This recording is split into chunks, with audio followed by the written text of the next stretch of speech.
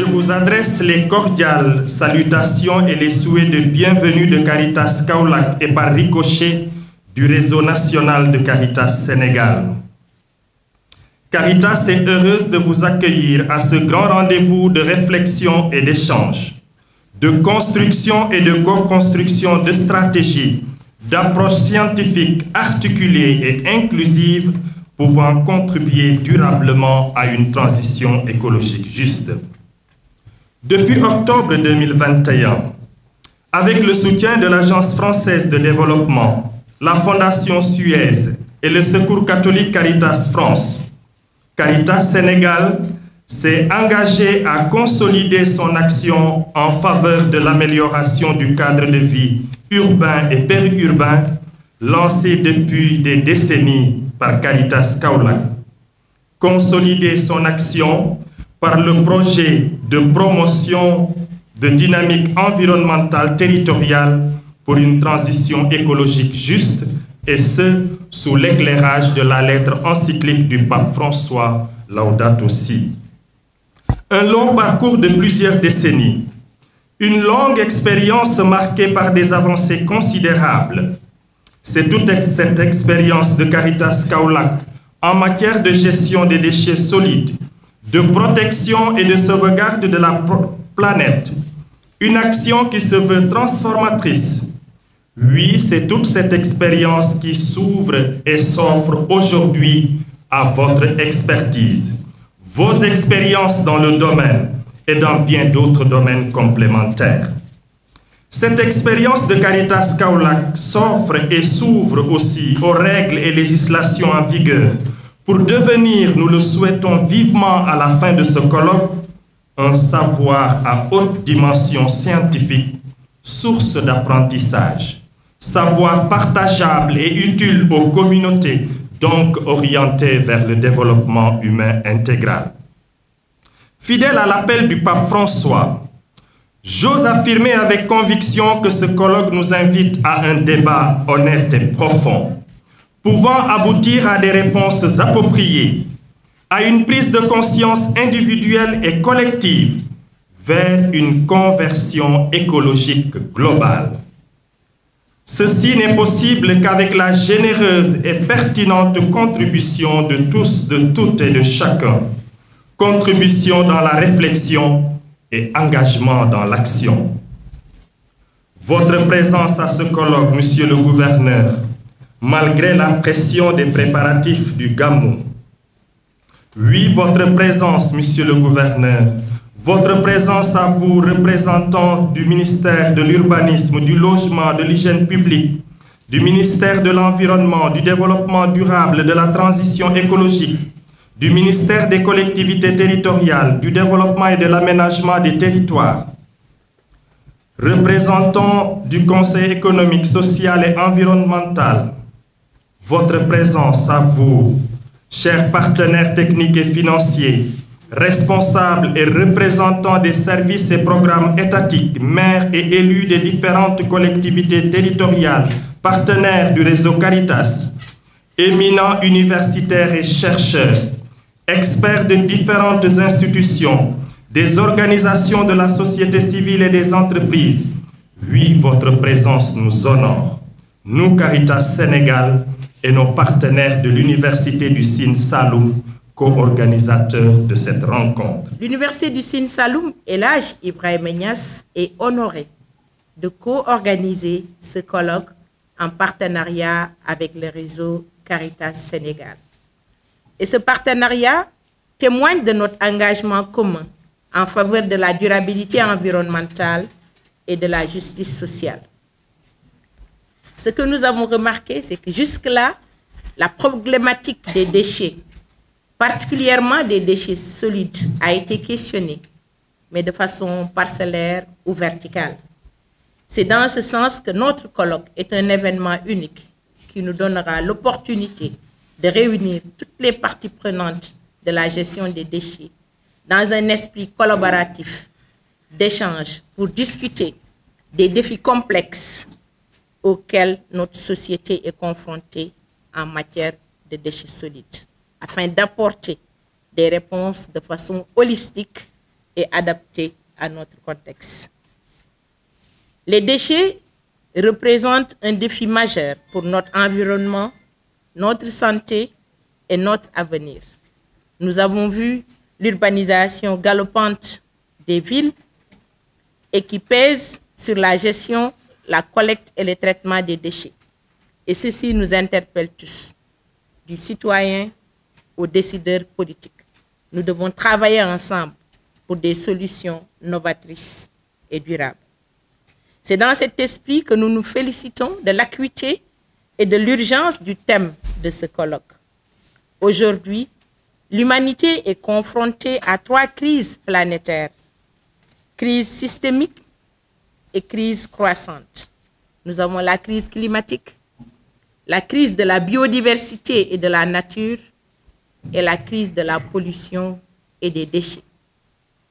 Ces crises ne sont pas indépendantes, elles sont liées et proviennent souvent des mêmes sources et des mêmes modèles de consommation et de production non durables. Fort heureusement, ces liens offrent également des opportunités qui nous permettront d'identifier et de déployer des solutions avec de multiples avantages.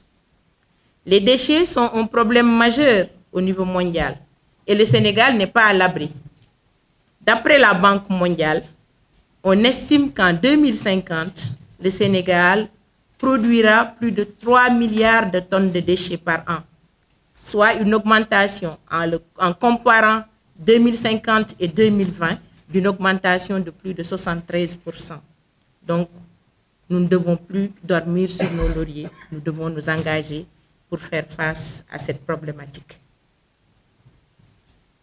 À l'occasion également du lancement en 2021 de la décennie des Nations Unies pour la restauration des écosystèmes, le rapport a montré que le secteur des déchets est l'un des 3 principaux secteurs émetteurs de gaz à effet de serre, et notamment le méthane, après l'agriculture, le pétrole et le gaz. Et donc, vous voyez qu'on est responsable de plus de 20% des émissions de méthane d'origine humaine dans le monde.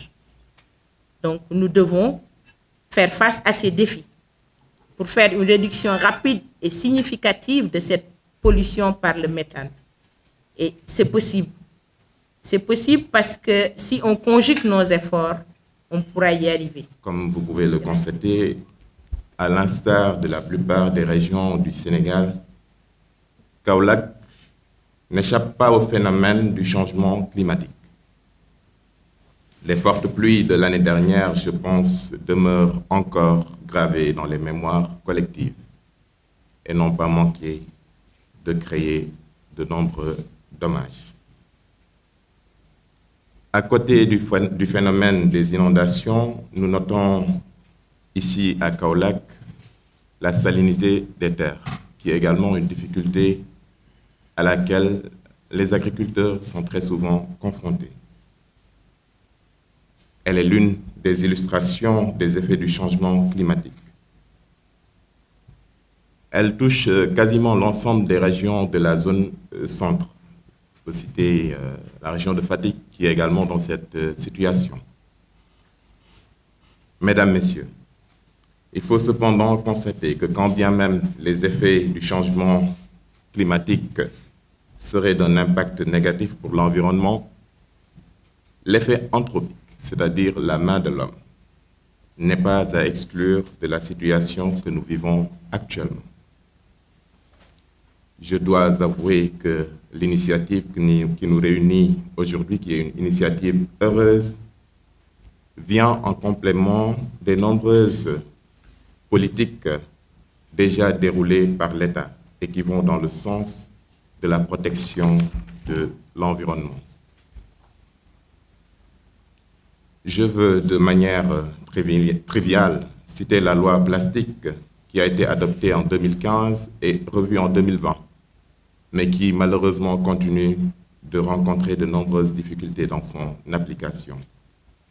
J'ose espérer qu'à l'issue de ce colloque, de fortes recommandations permettront de voir comment faire pour améliorer l'application de cette réforme. la problématique de la gestion des déchets solides est également sujette à de nombreux enjeux.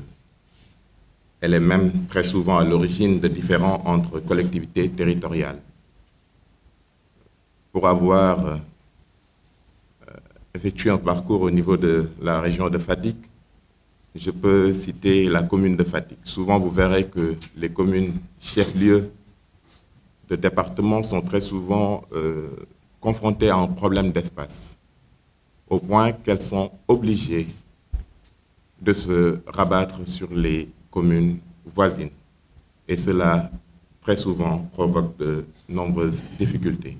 Je pense qu'ici, dans la commune de Kaolack, il y a cette difficulté que l'on peut noter, avec également à côté la commune de Mbadakhoune. Je voudrais profiter de l'opportunité que m'offre cette rencontre pour saluer le partenariat fructueux entre Caritas et l'UCN, partenariat qui a permis la tenue de cet important colloque.